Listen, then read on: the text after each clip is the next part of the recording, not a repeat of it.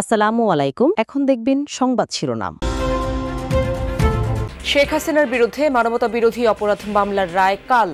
সর্বোচ্চ সাজার অপেক্ষায় গণ অভ্যুত্থানকারী ছাত্র জনতা। অরাজকতার বিষয়ে কড়া বার্তা স্বরাষ্ট্র উপদেষ্টার। রাজধানীসহ দেশের কয়েক স্থানে আগুন। মানিকগঞ্জে পরপর দুটি স্কুল বাসে অগ্নিসংযোগের ঘটনায় আতঙ্ক।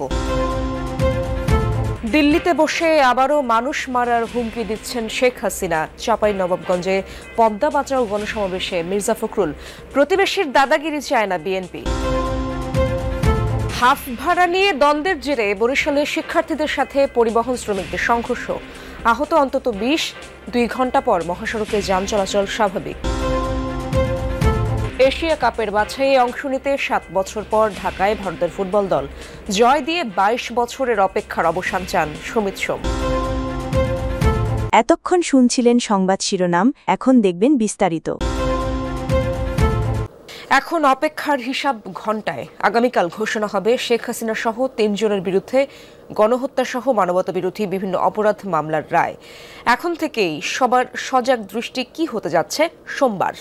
শুরু থেকেই শেখ হাসিনার সর্বোচ্চ সাজা চেয়ে আসছিলেন আন্দোলনকারী শিক্ষার্থী সমাজ।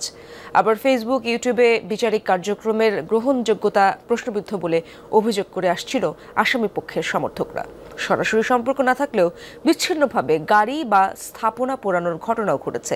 স্বরাষ্ট্র উপদেষ্টাও কড়া বার্তা দিয়ে রেখেছেন, রায় ঘিরে কোনো অরাজকতা বরদাস্ত করবে না আইন শৃঙ্খলা বাহিনী। এখন তাকে সবাই চেনেন, রংপুর বেগম রোকেয়া বিশ্ববিদ্যালয়ের শিক্ষার্থী আবু সাইদ।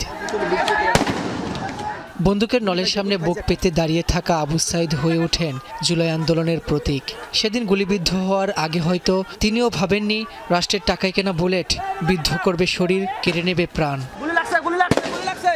শেখ হাসিনা সহ ৩ জনের বিরুদ্ধে মানবতা বিরোধী অপরাধের মামলায় তৃতীয় অভিযোগটি শিক্ষার্থী আবু সাইদ হত্যার ঘটনায়। প্রসিকিউশন বলছে, আবু সাইদকে হত্যার পর কয়েক দফায় পরিবর্তন করা হয় পোস্টমর্টেম রিপোর্ট। ধামাচাপা দেওয়ার চেষ্টা করা হয় ঘটনাটি, তবে ভিডিও ফুটেজ থাকায় তা ছড়িয়ে পড়ে সর্বত্র। আশুলিয়ায় আন্দোলনকারী ৬ জনকে গুলি করে হত্যার পর মরদেহ পুড়িয়ে দেওয়া হয় আগুনে। ট্রাইব্যুনালকে প্রসিকিউশন জানায়, লাশ পোড়ানোর সময়ও প্রাণ ছিল একজনের, তাকেও রেহাই দেওয়া হয়নি সেদিন। ওই ঘটনার প্ররোচনা, উস্কানি ও ষড়যন্ত্রের অভিযোগ শেখ হাসিনার বিরুদ্ধে। ৫ই আগস্ট রাজধানীর চানখারপুলে নির্মমভাবে হত্যা করা হয় শিক্ষার্থী আনাস সহ ৬ জনকে। ওই ঘটনাতেও শেখ হাসিনার উস্কানি প্রমাণ করতে তথ্য উপাত্ত উপস্থাপন করেছে প্রসিকিউশন। এখানে অকাট্য প্রমাণ, শক্তিশালী সাক্ষ্য প্রমাণ সবকিছু তুলে ধরা হয়েছে। জাতির সামনে এই বিচার হয়েছে, আইনজীবী নিয়োগ দেওয়া হয়েছে, দুনিয়ার সামনে ক্রিস্টাল ক্লিয়ারভাবে উপস্থাপন করা হয়েছে। রাজসাক্ষী হয়ে জুলাই হত্যাকাণ্ডে শেখ হাসিনার নির্দেশ আর উস্কানির বর্ণনা দিয়েছেন মামলার আরেক আসামি, ঘটনার সময়কার পুলিশের আইজি চৌধুরী আবদুল্লাহ আল মামুন। যদিও রাষ্ট্রনিযুক্ত আইনজীবীর দাবি, নিজেকে বাঁচাতে শেখ হাসিনার উপর দায় চাপাচ্ছেন মামুন। সিলেটে দাঁড়িয়ে থাকা অ্যাম্বুলেন্স ও একটি বাসে আগুন দিয়েছে দুর্বৃত্তরা। তবে এই ঘটনায় কোনো হতাহতের ঘটনা ঘটেনি। গতরাত ২:৩০টার দিকে সিলেট শহীদ শামসুদ্দিন আহমদ হাসপাতালের পার্কিংয়ে থাকা একটি অ্যাম্বুলেন্সে আগুন দেয় দুর্বৃত্তরা। হাসপাতালের সিসিটিভি ফুটেজে দেখা যায়, দুটি মোটরসাইকেলে করে ৫ জন তরুণ প্রথমে পার্কিংয়ে প্রবেশ করে, পরে তাদের দিয়ে আগুনে পুড়ে যায় অ্যাম্বুলেন্সটি। খবর পেয়ে ফায়ার সার্ভিস কর্মীরা ঘটনাস্থলে পৌঁছে আগুন নিয়ন্ত্রণে নেয়। এছাড়া সিলেটের কুমারগাঁও বাসস্ট্যান্ডে দাঁড়িয়ে থাকা একটি বাসে আগুন দিয়েছে দুর্বৃত্তরা। ঢাকার সাভারে একটি বাসে অগ্নিসংযোগ করেছে দুর্বৃত্তরা, তবে এই ঘটনায় কারো হতাহত হওয়ার খবর পাওয়া যায়নি। শনিবার রাত 10:30টার দিকে ঢাকা আরিচা মহাসড়কের গ্যান্ডা এলাকায় এই অগ্নিসংযোগের ঘটনা ঘটে। ফায়ার সার্ভিস জানায়, থেমে থাকা বাসে আগুন জ্বলছে এমন তথ্যের ভিত্তিতে ঘটনাস্থলে গিয়ে আগুন নিয়ন্ত্রণে আনে তারা। ততক্ষণে বাসের আংশিক পুড়ে যায়। ঘটনার পরপরই পুলিশ ঘটনাস্থল পরিদর্শন করে, তবে কে বা কারা এই অগ্নিকাণ্ড ঘটিয়েছে তা নিশ্চিতে অনুসন্ধান চলছে বলে জানিয়েছে পুলিশ। পরপর দুটি স্কুল বাসে অগ্নিসংযোগের ঘটনায় মানিকগঞ্জে উদ্বেগ আর আতঙ্ক ছড়িয়েছে। পুলিশ বলছে, এটি পরিকল্পিত নাশকতা। বিএনপির দাবি, জনপ্রিয়তায় ঈর্ষান্বিত একটি চক্র পরিস্থিতিকে ঘোলাটে করতে এসব ঘটাতে পারে।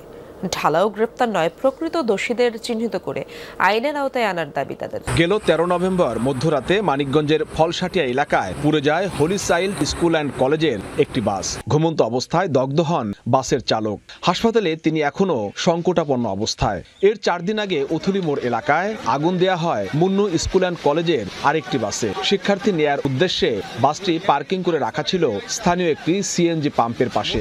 এই দুটি ঘটনায় উদ্বেগ আর আতঙ্ক ছড়িয়েছে এলাকায়। পুলিশ বলছে ঘটনাস্থলের আশপাশের সিসিটিভি ফুটেজ বিশ্লেষণ করে জড়িতদের শনাক্তের চেষ্টা চলছে।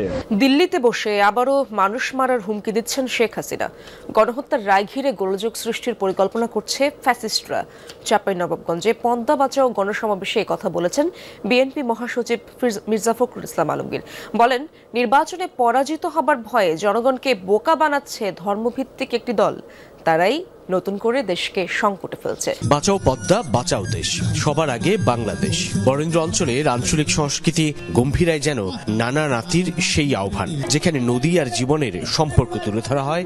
ওপারের গঙ্গার পানির একতরফা ব্যবহার পদ্মা মহানন্দা হয়ে দেশের উত্তর পশ্চিমের জীবন জীবিকা কতটা বিপর্যস্ত করে তুলেছে তারই যেন উপস্থাপন। চলো জি ভাই, হাড়গে পদ্মা বাঁচাই, এই স্লোগানে পদ্মা নদীর পানির ন্যায্য হিস্যা সমন্বয় কমিটির আয়োজনে চাঁপাইনবাবগঞ্জের নবাবগঞ্জ সরকারি কলেজ মাঠে গণসমাবেশে ভুক্তভোগীরা তুলে ধরলেন পানির ন্যায্য হিস্যার দাবি। সমাবেশে বিএনপি মহাসচিব বললেন, আন্তর্জাতিক আইনে পদ্মার পানির সঠিক হিস্যা পাওয়া দেশের মানুষের অধিকার, যা নির্ভর করবে 2026-এর নির্বাচনে গঠিত সরকারের শক্তি আর সামর্থ্যের ওপর।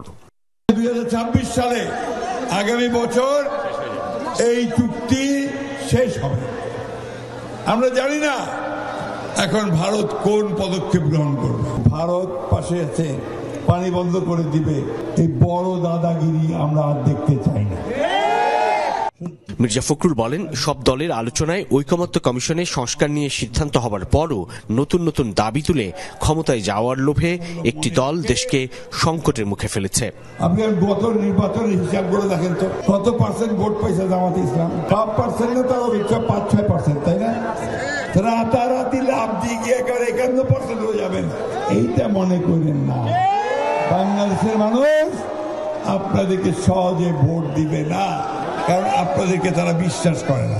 1971 সালে আমরা যে স্বাধীনতার যুদ্ধ করলাম পাকিস্তানিদের থেকে বের হয়ে আসার জন্য, তখন আপনারা শুধু বিরোধিতাই করেন নাই, ওই পাকিস্তান সেনাবাহিনীর সঙ্গে হাত মিলিয়ে গণহত্যা করেছেন। ভালো হয়ে যান, এই নির্বাচনে অংশগ্রহণের জন্য প্রস্তুতি অনেক আগে থেকে শুরু করতেন।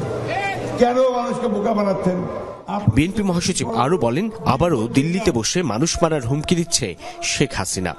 এই ফ্যাসিস্ট শক্তি আর যেন কখনো মাথা তুলে দাঁড়িয়ে আমাদের মানুষদেরকে হত্যা করতে না পারে, আমাদের সম্পদকে পাচার করতে না পারে, আমাদের বাংলাদেশের সমস্ত গণতান্ত্রিক প্রতিষ্ঠানগুলোকে ধ্বংস করতে না পারে, তার জন্য আপনাদেরকে সদা সর্বদা সৈনিকের ভূমিকা পালন করতে হবে।